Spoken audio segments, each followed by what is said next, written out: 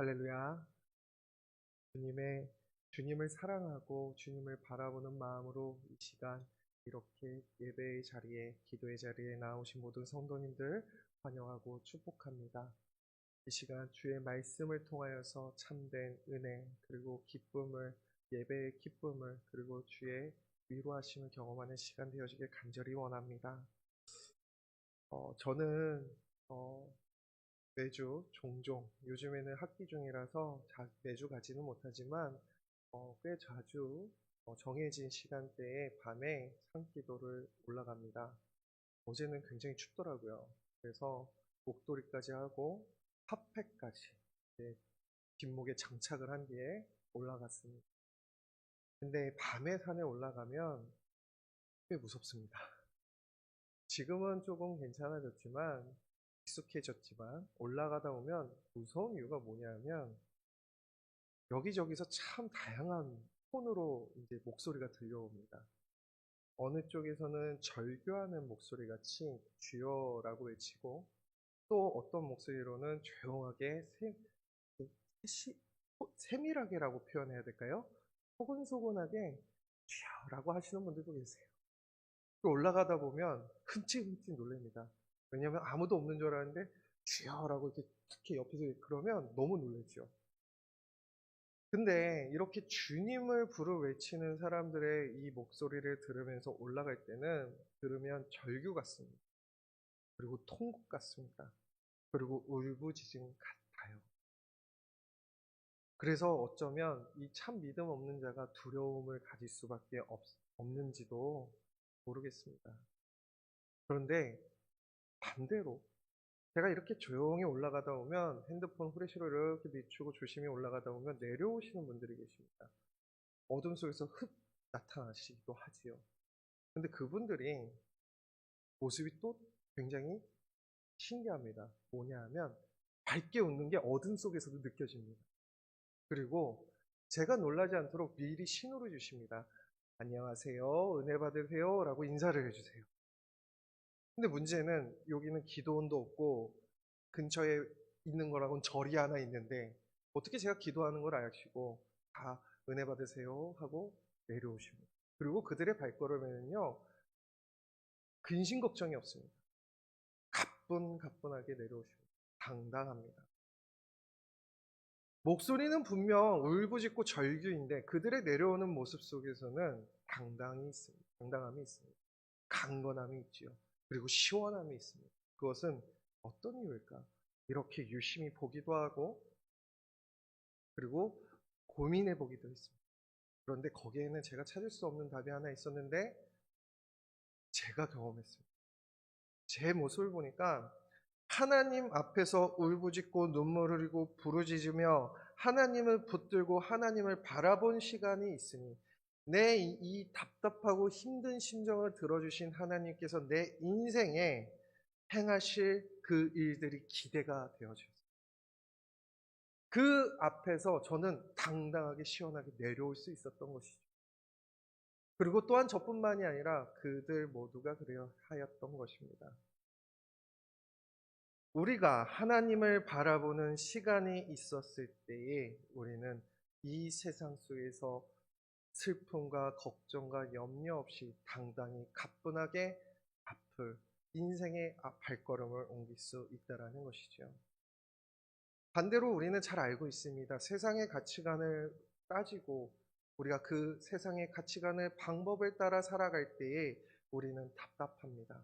그리고 고통스럽습니다. 그 이유는 무엇인지 우리는 잘 알고 있습니다. 내가 해야 되기 때문에. 내가 내 스스로 노력하고 준비하여서 내가 움켜쥐어야 하고 또한 그 움켜쥔 게 너무 부족하니 더 분주히 살면서 내 능력도 실력도 늘려가면서 움켜쥐기 바쁩니다. 그러나 다른 것을 움키기 위해서 손을 폈다가 내가 가지고 있던 것마저 놓쳐버리는 일. 그리고 또한 자기 자신을 의지하는 삶을 살아가다 보니 얼마나 두렵고 떨릴까요? 얼마나 불안한 인생을 살아가고 있는가요? 그러니까 그들에게는 어둠 속에서 걸어 들어오는 상대편을 이해하고 배려하면서 여유 있는 인생이란 살아갈 수가 없습니다. 왜? 자기가 잘 살아야 하니 조바심이 나고 자꾸만 불안하니까 여유와 배려는 사라지게 되어지기 때문이지요. 그러니 각박한 인생을 살아가며 그의 인생 속에서 세상은 각박한 삭막한 인생을 살아갈 수밖에 없다라는 것이지요. 그러므로 우리는 기억해야 됩니다. 기도하고 내려오는 그 사람들과 같이 하나님을 의지하고 믿음으로 기도하고 하나님의 일하심을 기대하며 우리가 인생의 길을 걸어갈 때에 우리는 어떠한 인생을 살아갈 수 있는가? 평안하고 만족스럽고 기쁨이 있고 주님이 함께 하시니 나를 의지하지 않으니 완전하시고 이 세상을 창조하신 하나님을 의지하는 인생을 살아가니 우리의 발걸음에는 여유가 있고 기쁨이 있고 만족이 있는 것입니다. 우리는 이러한 인생을 회복해야 합니다. 곧 하나님을 바라보고 의지하는 삶을 말입니다. 왜냐하면 첫 번째로 우리의 만족과 꿈과 삶의 기대와 같이 모든 선한 것들을 채워주시는 분은 하나님이시기 때문입니다. 우리는 자기 자신도 모르게 제가 지난번에 말씀드렸던 것과 같이 제가 다시 한번 부항을 떴는데요. 이 부항 자국을 보면서 제가 느꼈습니다. 아, 진짜 정말 내가 아픈 것도 몰랐구나. 이처럼 나도 모르는 새에 나는 내 죄성을 따라서 이 세상이 이끄는 대로 이 세상의 방법과 가치관대로 내가 손에 쥐고 가진 것들로 내가 만족하려고 인생을 살아갑니다. 그리고 더 가지지 못해서 고통스러워하고 좌절하며 슬퍼합니다. 그게 인생에 살아갈 때 세상의 방법과 세상의 가치관으로 살아갈 때 그러한 고통이 있는 줄 아는데도 불구하고 우리는 자기도 모르게 그렇게 살아가고 같은 고통을 반복하고 있으며 같은 좌절을 반복하며 살아가고 있다는 것입니다. 이러한 삶을 살아가다 보니까 기대와 소망이 사라지게 되었습니다. 그리스도인인데 그러한 삶을 살아가고 있다는 것입니다. 이 모습이 오늘 본문에 나온 이스라엘 백성이 그러하였습니다. 오늘 본문이 아닌 오늘 본문 앞절에 있는 6장 34절을 보면 그들이 이르되 주여 이 떡을 항상 우리에게 주소서 아멘이라고 말하고 있습니다. 이것은 무엇입니까? 이스라엘 백성이 영원하시고 왕 중에 왕 되신 예수 그리스도 완전하신 주 여호와 하나님을 바라보고 있으면서도 이들은 무엇에 꽂혀 있습니까? 세상의 방법과 세상의 허기짐과 세상이 자신들이 이제 다시 움켜쥘 것을 바라보고 예수님을 바라보고 있었다라는 것입니다. 물론 그들의 심정을 이해를 못하는 것은 아닙니다. 가난과 고난과 배고픔은 고통 중에도 극한 고통입니다. 그리고 이 고통이 더욱더 무서운 것은 지속성이 있는 것들입니다. 지속적인 고통은 참 사람을 괴롭고 좌절시키는 일들인 것이지요. 그런데 예수님께서는 오늘 이 시간 그들에게 이렇게 말씀하십니다. 너희는 떡만 보고 나를 쫓지만 나는 하나님 아버지를 너희에게 가르치기 전하기 위하여 왔다라고 이스라엘 백성에게 말씀해 주시는 것입니다. 곧 이 세상이 말하지 않는 더욱 귀하고 중요한 것을 예수님께서는 가르쳐 주시고 있다라는 것입니다. 이 교훈 안에는 무엇이 있는가? 영원성이 있습니다. 곧 하나님의 그 영원하신 하나님 안에 있는 그 영원한 것들로 우리를 채워주시기 위해 그 가운데 오셨지만 우리는 그 완전하고 사라지지 않는 것들로 내가 체험받는 것을 목표로 하는 것이 아니라 자꾸만 세상의 것들로 나를 체험받길 원하고 있다는 것이죠. 그러므로 우리는 기억해야 될 것이 있습니다. 우리에게는 예수 그리스도를 믿는 믿음이 있습니다. 그 안에는 영원한 만족과 풍족과 기쁨이 우리 앞에 있다라는 것을 먼저 기억해야 합니다. 그러한 것들로 우리가 체험받아 이 세상에서 사라지지 않고 변하지 않는 주 여호와 하나님의 사랑과 기쁨과 만족과 행복을 누리며 살아가는 그러한 우리의 삶을 놓치고 있는 줄 모르겠습니다. 그러므로 우리는 다시 찾아올 배고픔을 채우는 그러한 반복되어지는 고통 속에서 스스로 살아가는 그러한 삶에서 이제 깨어나 주 여호와 하나님 앞에 나아가는 삶을 살아가야 할 것입니다. 그러면 이 주 여호와 하나님 앞에 살아가는 삶, 주 여호와 안에 있는 그 영원하고 완전한 것들로 체험받아 살아가는 삶은 첫 번째로 우리는 정체성을 회복해야 합니다. 우리는 주 여호와 하나님께서 우리에게 채워주시기 위해 그 하늘 보좌 영광을 내려놓으시고 우리와 같은 모습으로 이 땅 가운데 오신 것입니다. 그리고 우리와 같은 모습으로 주신 것은 무엇인가? 주 여호와 하나님의 그 복음, 하나님 나라를 우리에게 선포해 주셨던 것이지요. 그러므로 우리는 이제 우리가 의지해야 될 대상이 누구인지 바로 알게 되었습니다. 세상은 자꾸만 나를 의지하라, 나 자기 자신을 의지하며 살아가라 라고 말을 하고 있지만 이제 우리는 잘 알고 있습니다. 무엇인가 나를 의지하는 삶은 불안하고 두려움을 가지고 살아갈 수밖에 없는 인생이 되어진다는 것이지요. 그러므로 이제는 하나님을 의지하여서 하나님을 바라보면서 하나님을 그 살아계심을 경험하면서 살아가는 우리 성도님들이 되어지길 간절히 원합니다. 이것은 우리 성도의 특권입니다. 왜냐하면 이 자리에 있는 우리는 하나님께서 부르신 자들이기 때문입니다. 오늘 본문 44절을 보면 나를 보내신 아버지께서 이끌지 아니하시면 아무도 내게 올 수 없으니 오는 그를 내가 마지막 날에 다시 살리리라. 아멘. 무엇 하나 깨끗하고 선한 것이 없는 우리를 먼저 사랑하신 하나님께서 우리를 택하시고 부르셨다는 사실입니다. 그리고 그 택하시고 부르심에서는 예수 그리스도께서 십자가의 죽으심으로 우리의 죄를 없게 하시고 대신 사하여 주시고 우리를 살리신 그 사랑을 행하시면서 우리를 부르신 사랑인 것입니다. 그러므로 우리는 기억해야 됩니다. 우리를 가장 귀하고 우리에게 가장 필요한 생명을 주신 분이 하나님이신 것을 기억해야 합니다. 세상의 그 어떤 부귀영화도 생명이 없다면 아무런 의미조차 없습니다. 생명이 있어야지만 우리는 만족과 기쁨과 그리고 소망을 가질 수 있는 것입니다.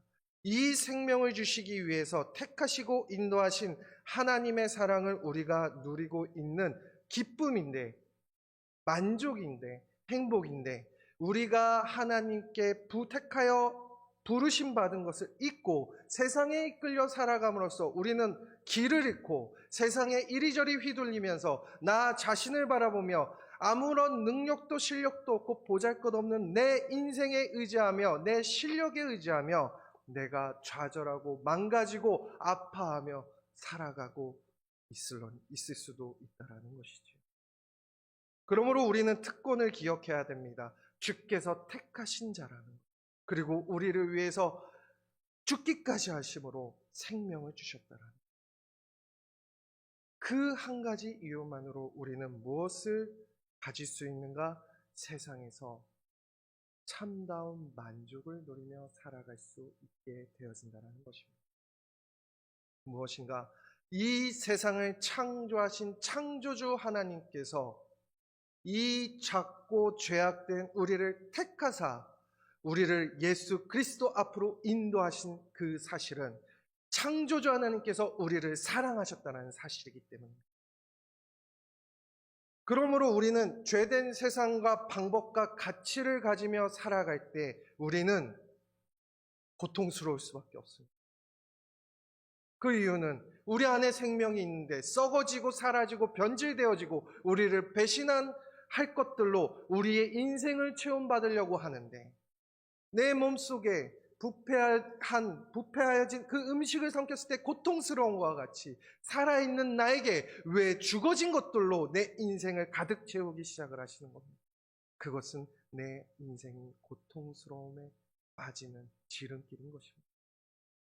그러므로 우리는 어떻게 해야 하는가? 주 여호와 하나님 앞에 나아가 주를 의지함으로 변질되어지지 않고 사라지지 않으며 우리를 살아있는 생명이 있는 것들로, 영원한 것들로 채우시는 주 여호와 하나님을 바라보고 의지하며 주 안에 있는 것들로 채움받아야 한다라는 것입니다. 그러므로 예수님께서는 오늘 마지막 절 이렇게 말씀하십니다. 내가 곧 생명의 떡이니라. 아멘. 우리의 인생에 체험받아야 되는 참된 떡은 바로 예수 그리스도이십니다. 예수님을 기억하고 예수님을 따르는 인생, 그것이 살아있는 생명을 가진 그리스도인이 가질 수 있는 가장 큰 은혜인 것입니다. 그러므로 우리의 이제 인생은 살아있는 성도가 썩어질 것들로 체험받는 인생이 아니라 영원한 하나님, 세상을 창조하신 하나님 안에 있는 것들로 채워지는 인생이 되어지길 간절히 원합니다. 그리고 또한 45절을 함께 보겠습니다. 선지자의 글에 그들이 다 하나님의 가르치심을 받으리라. 기록되었은즉 아버지께 듣고 배운 사람마다 내게로 오느니라. 아멘. 믿음을 가진 사람은 이제 어떠한 인생을 살아가야 되는가? 곧 믿음 생활을 하는 성도가 되어줘야. 우리는 이제 생명을 가진 그리스도인인 것을 기억하게 되었습니다. 그렇다면 우리는 어떻게 살아가야 하는가? 다시 5절의 말씀과 같이 이제는 말씀을 가까이 해야 합니다. 말씀을 통하여서 살아계신 주 여호와 하나님에 대한 알아가는 지식을 깨달아 알아가야 합니다. 이것은 성도의 특권이자 은혜입니다. 살아계신 하나님, 영원하신 하나님, 창조주 하나님을 알아간다는 것, 그 안에는 생명이 있기 때문입니다. 그 생명 안에는 생명력이 있습니다. 생명력이란 힘입니다. 이 썩어지고 없어질 세상에서 생명을 가진 자로서 이 어두운 곳에 빛을 밝히고 이 좌절이 가득한 세상에서 다시 일어날 소망을 품고 하나님이 일하실 기대를 품고 살아갈 그 능력이 어디서 오는가? 하나님을 알아가는 그 지식인 생명의 말씀 안에 있는 생명력을 가지고 우리는 이 세상에서 살아갈 수 있게 되어진다는 것입니다. 그러한 생명력을 가진 우리 믿음 생활을 하는 성도님들이 되어지길 간절히 원합니다. 성도님들, 백문이 불여일견이라는 말이 있습니다. 이것은 100번을 묻고 들어도 한 번 직접 보는 것이 좋다라는 것이죠. 곧 경험이 좋다라는 것입니다. 믿음 생활이 참 좋습니다. 믿음이 참 좋습니다. 말씀대로 순종해 오면 참 좋습니다. 제가 어려서부터 이 얘기를 참 많이 들었습니다. 그런데 모르겠더라고요. 왜 좋아요? 뭐가 좋아요? 밥을 주는 것도 아니고 빵을 주는 것도 아니고 믿음이 뭐가 좋습니까? 그래도 다들 이렇게 말하더라고요. 하나님 믿으면 참 좋습니다. 모르겠었습니다. 너무 그냥 세상 살아가는 게 더 즐거워 보였고 재밌어 보였어요. 내가 떡볶이 하나 먹는 게 더 맛있었어요. 믿음 재미없었습니다. 그런데 말씀을 실천해보고 순종해보니까 얼마나 재밌어요. 기도해보니까 인생이 이렇게 하나님이 역사하신다라는 것을 깨달으면서 기도가 그렇게 재밌더라. 말씀을 순종하고 사람들과의 관계를 맺어가 보니 사람들과의 관계가 고통스럽고 걱정, 근심, 염려만 있다가 불안만 가득하다가 이제 하나님이 일하실 것들을 기대하며 소망하며 그 사람을 상대해 보니 기쁨이 가득하고 재미가 얼마나 가득한지요. 이것이 믿음 생활입니다. 우리는 백문이불여일견, 곧 우리는 해봐야 합니다. 믿음 생활을 해봐야 됩니다. 말씀을 가까이 하고 배우고 읽으면서 그 말씀 안에서 주시는 알아가는 하나님을 알아가는 지식이 얼마나 달콤한지 배워야 됩니다. 그리고 그 말씀대로 내가 순종해 보니 얼마나 즐거웠고 하나님의 그 영원하신 것들로 체험받는 인생이 얼마나 만족스럽고 행복한지, 그리고 얼마나 평안한지 내가 누려봐야 합니다.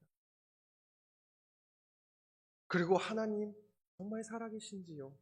하나님 정말 살아계십니까? 하나님 정말 전지전능하신 분이십니까? 궁금하십니까? 그러면 순종해 보십시오. 그것이 믿음 생활. 이 믿음 생활을 할 때 우리는 말로 다 표현하지 못하는 기쁨과 만족과 평안감, 그리고 말로 이로 표현할 수 없는 즐거움들이 가득한 인생을 살아가게 되어진다는 것입니다. 그러니 우리의 인생 속에서 일하실 하나님을 기대하며 소망하며 우리는 나의 인생길을 걸어갈 수 있게 되어진다는 것입니다. 이제 말씀을 마무리하려고 합니다.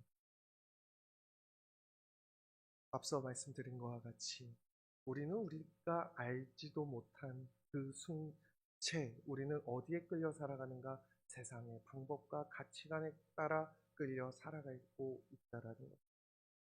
그러나 우리가 살아보니 어땠습니까? 고통과 아픔만 반복하고 있었습니다. 왜냐하면 우리에겐 생명이 있는데 썩어질 것들로 내 인생을 채우려고 하니 고통스러울 수밖에 없을 것입니다. 배탈이 날 수밖에 없지.